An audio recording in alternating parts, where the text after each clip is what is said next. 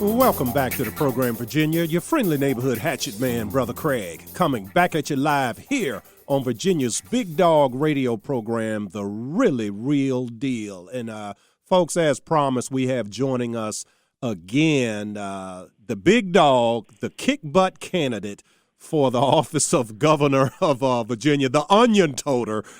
We have Corey Stewart. Corey, how you doing, brother? Not too bad, Brother Craig. How you doing? I'm better than I deserve, my friend. I really am. And thank you again. We know you're very busy, and I've really enjoyed all my interviews I've had with you over the years. I've been interviewing you for 5 years, man, and I can't get Ed to interview with me for 5 minutes. Yeah, well, he's afraid of everybody. He's afraid of the left. He's afraid of Democrats. He's afraid of being asked questions. He's afraid of the mainstream media. He's a typical establishment Republican who doesn't ever want to take any chances on anything. Yeah. Now, what's it going to take, Corey? We see, we've seen forever and a day what is happening in the Islamic world in the Middle East. For 1,400 years, they've been killing each other. They've been killing Christians. It took the first Crusades. It took 450 years of Muslims killing Christians for Christians to respond, and now they want to make it like when Christians respond, there's some sort of equality between what we do in defense of ourselves and what they do in offense against us. So isn't it true that in the era that we live in, we need to elect people to high public office that have the spirit of being a fighter? You got to have a fighter. You got to have a fighter, Brother Craig. And, here's why. I mean, look, for the longest time, you've got, weak-kneed, weak-chinned Republicans, they call themselves Republicans, like Ed Gillespie, but they back down. As soon as the press puts a little pressure on them, they back down. They won't take a hard stance on anything. We've got to fight back. I've always been a fighter, and I've been a winner up here in Northern Virginia, and that's just the way I'm built, and that's what we need right now. Now, I'm a guy that I believe I've been doing this for a lot of years now, and I'm usually right about these things, and because I view elections as nothing more than a mathematical equation, okay? And it's basically the people you already have with you, the people you're never, ever going to get, and the people that you could get if you could reach them with what they're truly interested in and convince them. In that group, it takes some effort. So let's today, Corey, let's say that the hardcore Hatchet Man fans, for the most part, you got them, brother, okay? You got them already. But for the folks that when I critique the Republican Party, and I call them worse than you do, brother, I call them low-fat Republicans, grand old Republicans, but I'm always careful, Corey, to say I'm not talking about you, Ma and Pa Republican, okay? Just like I'm not talking about Ma and Pa Democrat when I beat up on Terry McAuliffe and Barack Obama. So let's get down to brass tacks here with the simple fact that the election is not about which candidate we like the best, but the fight in November. Is it going to be an alley fight with knives and billy clubs, or is it going to be Marquis de Queenberry rules? You know something? If Ed is the nominee, the Democrats are going to come out swinging, and you know what he's going to do? He's going to go up there and he's going to make all kinds of excuses. He's going to distance himself from every single conservative. He's not going to take a hard line on life. He won't take a hard line on transgender bathrooms. He won't take a hard line on illegal immigration. He's going to evade all of those issues, and he's going to sit there and try to make excuses for all of us as conservatives, and he's going to distance himself from all of us. On the other hand, if I'm the nominee, you can bet your bottom dollar that I go on offense. That's how I've always been able to do it. I go on the offense, and we take the fight to them. We go in, you know what I'm going to do? Everything I've been doing, that's how I've been winning in Northern Virginia. I go into the African-American communities, and I say, look, if you vote for these Democrats, you're going to get forced transgender bathrooms in your schools. You're going to have men going into the girls' locker room. Do you really want that? You're going to have illegal immigration, illegal immigrants, even more. Competing for your job. Taking your jobs, causing crime in your communities and everything else. And that's what you're going to get with Ed Gillespie and the Democrats. But with me, they're going to get a fighter, and that's how we're going to win. Now, Corey, for ever since I've been paying attention, Republicans have been talking about the demographic nightmare as formerly Republican states fall like dominoes one by one as the Democrats move from the Rust Belt and come down. And, the first state to fall was California, okay? Elected Reagan twice, elected Pete Wilson twice, and haven't had a Republican since unless you count Schwarzenegger, okay? But now they've been saying that we need a guy that can win the types of demographics that are minorities, that are women, that what they've described is Prince William County. And you've done it. Tell the audience how many times you've won and describe the demographics of your county. Yeah, I've won it 4 times countywide directly as the leader of this county. And it's 2006, 2007. 2006 was a special election. 2011, 2015. No other Republican's been able to do it. And the reason is this, is that, look, the establishment thinks the same old thing, that in order to win the demographics like this, which are challenging, my county is almost 500,000 people. I'm directly elected by all 500,000 of them. And it's 54% minority. And what establishment Republicans think is that you got to moderate yourself so far to the left, so far to the center, that you become indistinguishable from the Democrats. That's wrong. That's not how you do it. A Me Too Republican. Exactly. You've got to become like a Me Too Republican, kind of like a rhino, a Republican in name only. And that doesn't work. That philosophy doesn't work because you know what? I don't care if you're white or black or Hispanic or Asian. People don't like weak leadership. They want strong leadership. And even if they disagree with it, they'll vote for you if you know where you're going, and you're going to make the quality of their lives better. That's what I did in Prince William County. A question, Corey. We just saw this movie last year, okay? Donald Trump. I mean, what is wrong with the thinking? I mean, is it something more pernicious? I mean, I'm the type of guy, I believe in follow the money. A lot of people say, people, they just don't get it. I don't think these guys are stupid. But for whatever reason, we just saw this with Donald Trump, okay? And it's not like we have to look at something from the Reagan era. It just happened. Yeah. Well, what's with the thinking?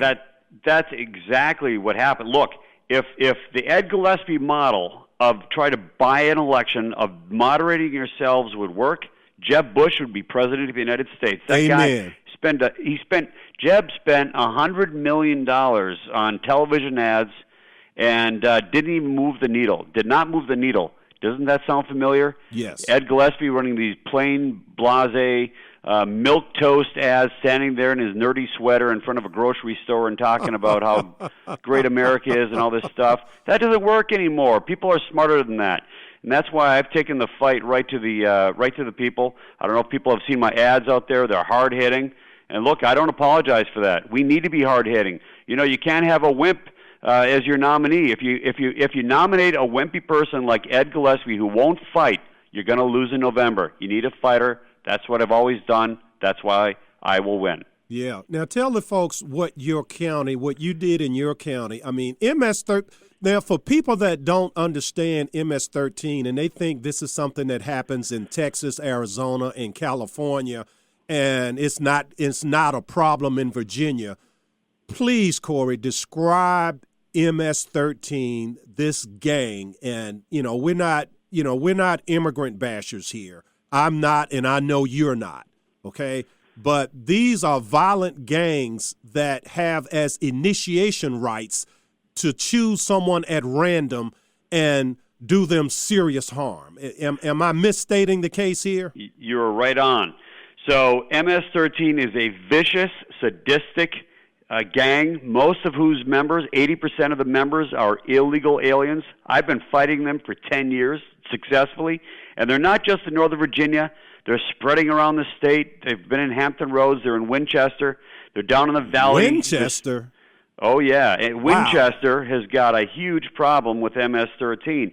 They basically follow illegal aliens, and look, even the illegal alien community, they hate these guys because they get a hold of their sons, their daughters, they get them into gang activity, into criminal activity, and so everybody knows that these are real bad guys, vicious, that have to be rooted out. So what I did in Prince William County, and by the way, I just want to say this, 3 weeks ago, it's all over the state, 3 months ago rather, down in Lynchburg, an illegal alien gang abducted a 17-year-old 11th grade boy. When he was alive, they cut off his hands, they cut off his feet, they slit his throat, and they dumped his body in Bedford as part of a gang initiation rite. Look, they've been doing this to girls, a lot of girls up in Northern Virginia, and especially up in Fairfax County. Girls, just out in the yard, walking along the roadway. They abduct them, they rape them, they assault them, they mutilate them, and then they kill them. And this has been happening, and the press doesn't talk about it because it's politically incorrect to talk about it, but we've got to face it. And I've been tackling this. This is how I've done it in Prince William County. If somebody is pulled over and they're arrested for a crime, we check their immigration status. We don't care what race they are, what language they speak. This is not about race or ethnicity. And if they're here illegally, after they serve their sentence, we have them deported. And we've done that for 7,500 criminal illegal aliens in my county alone. We rooted out MS-13, and that is when I'm governor of Virginia, I'm going to hunt these guys down, these mercilessly, because they are merciless, because they are vicious and sadistic, and they're killing our kids. And we're going to hunt them down, and we are going to put them in jail. And when they're done with that, we are going to deport them on the other side of the wall that President Trump is building. Yeah. So if I get pulled over in your county and one of my taillights is out, or any listener, your tail light is out, your signal light is out, or you're speeding or whatever, and we get pulled over, no matter who we are, even if you're the Hatchet man. Well, you got to be arrested. You got to be arrested first. Oh, okay. All right. Now that doesn't mean. Now look, if you're driving through Prince William County, you got to pull over tail light. The officer comes and finds out, your DUI, or you don't have a license, or you're arrested for whatever reason. Okay. It's got to be a crime. We don't just willy-nilly check people's immigration status. Oh, okay. You got to be arrested. Okay. So anyone that gets arrested. But that's how you focus. And you do it equally across the board. You're not we do it equally. You're not looking for the brown guy. You do it for anyone. Yeah, absolutely. In fact, look, we have 673 officers on our police force. We've had this very aggressive crackdown on illegal immigration for 10 years. And the liberals and the Washington Post and all those others, they said, it's going to lead to racial profiling. Well, guess what, Brother Craig? In 10 years that we've had this policy in place, and we check everybody's immigration status regardless of race or ethnicity or the language they speak, we check immigration status, and there hasn't been a single, not a single case of racial profiling in my county since we put this policy in place. Wow. And you know something, that says a lot, because I know for a fact that the people that get accused of racial profiling are not doing it. But the simple fact that they've not trumped up a false one, that speaks to professionalism. Yeah, it does. And being aware ahead of time of how the enemy fights, and taking steps to make sure that they don't trap you. Yeah, I mean, this is how the left fights. And they get Republicans to back down, because the first thing they accuse Republicans is, being racist. This new term that they're throwing out there. It's a new old term. White supremacy this, white supremacy that, all that garbage. Oh, right. So what happens is, establishment Republicans like that, they get terrified. They run for the hills, and they won't touch sensitive issues like illegal immigration or historical monuments. And they've been backing down because the left knows how to push their buttons, accuse them of being a racist, and they run away. Saul Alinsky. Yeah. It's Saul Alinsky all the way. That's what they're doing. We got to stand up to it. We got to fight. Yeah, yeah. Now, what is it about? You mentioned that these cases where MS-13 and other groups, they're raping girls and young women and in many cases killing them. And we just saw, Corey, little girls as young as 6 years old were blown up in England. I mean, that these types of things have been going on for years and years and years in France. In France, there are literally, this is not hyperbole, there are literally no-go zones in Paris where the French police do not go. They don't go there at night. They don't go there in the daytime. They just literally have abandoned sections of France. And yet, the French just said no to a hardcore person that wants to take France back for the French people. And the English, we just saw yesterday, the conservatives lost. What is wrong with the way that they are articulating their message that you seem to have been able to do for 5 elections in your county, and the voters want to know, can you do this again in November? Well, look, it's the only option. The only option is a fight. We know that when you try to work with the left, we know that when you try to deal with them, that they're going to stab you in the back every single time. We have to understand that even the left, if you're a nice guy like Ed Gillespie and you're never going to speak ill of Democrats, they still going to tie the Confederacy to Ed. They still going to say he hates women, he hates girls, he hates clean air and clean water. They're still going to do it. And, they look at guys like Ed and they look them at as suckers. They look at these, they have no respect for them because they know they won't fight. So they run right over them. You got to fight back. You have to fight. That's something I've learned. And, with regard to, what's going on over there in Europe, it's the same as here. Look, you got to be, when you have a responsibility, as I will when I'm governor, to protect the citizens of Virginia, you can't be Mr. Nice Guy. You got to be just as vicious and ruthless in carrying out your duty and making sure that our residents, our citizens, our little girls and our little boys and our families are safe. And I'll tell you something, I will never, ever back down to political correctness, to the left-wing media, to establishment Republicans and getting that job done. That's my duty. I'm going to get it done, and I don't care who I offend. Yeah, and I'm here to tell you, folks, I was just up in Corey's neck of the woods a couple of days ago. I went to the Pastors and Police Summit in Chantilly, Virginia. And the things, I only wish we'd had 500 people at the summit and or 1,000. It's just the things that are being done. The simple fact that the people that are being said that these are people that have hijacked Islam. Have you studied actually what the Quran directs these people to do, Corey, and aware that these people are actually fundamentalist Muslims? They're actually taking their directions directly from the Quran to immigrate to non-Muslim lands, to kill, to rape, to steal, and to lie. It's okay to lie to you. Well, here's what we got to do, and I've been unabashed in this. I was Donald Trump's state chairman, as you know. I'm loyal to our president. And when he put in this temporary ban on refugees from certain high-risk countries, I supported it. We need to support it. His job is not to bow down to political correctness. His job is to protect us from our enemies abroad and internally.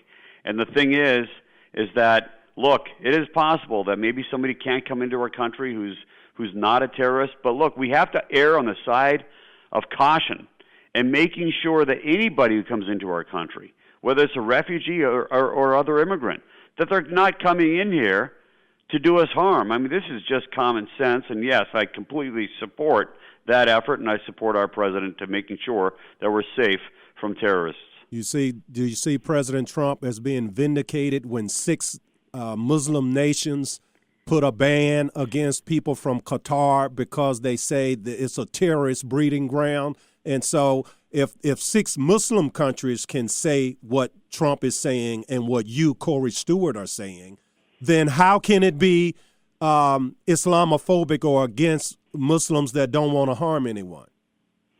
Well, I think that's right. I mean, look, the temporary ban on people coming into our country from high risk areas. Look, the left love to say that this is a racist, a bigoted thing, and everything. It's like, no, this is not based upon religion, folks. This is based upon absolute facts that certain countries are breeding terrorists, and you have countries that don't really even have a government at all. So how are we supposed to determine whether or not somebody's coming in here and whether they have a terrorist, they're terrorists, or they have intentions of harming Americans? So that's why you can't bring people in who are from certain countries that are very, very high risk, especially where there's no governments to control, to find out who is the terrorist enemy.